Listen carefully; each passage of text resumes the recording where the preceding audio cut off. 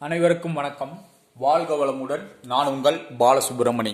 நம்ம இன்னைக்கு பார்க்குற தலைப்பு என்ன அப்படின்னு பார்த்தோம்னா, நீங்கள் எப்பவும் மகிழ்ச்சியோடு வாழ வேணுமா?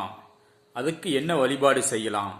செல்வ செழிப்போடு வாழணும், பொருளாதார உயர்வோடு வாழணும். இப்படி இருந்தால் மகிழ்ச்சி தானாக வரும், மன நிம்மதி தானாக வரும். அதுக்கு என்ன செய்யணும் அப்படின்னா, உங்களுடைய குலதெய்வ கோயிலுக்கு பௌர்ணமி வரும் நாளில் தொடர்ந்து நெய் தீபம் எல்லா பௌர்ணமிக்கும் போயிட்டு வாங்க.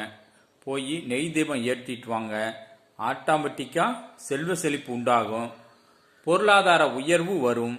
செல்வ செழிப்பு உண்டாகி பொருளாதார உயர்வு வந்தது அப்படின்னா குடும்பம் எல்லாம் மகிழ்ச்சியாக இருக்கும்.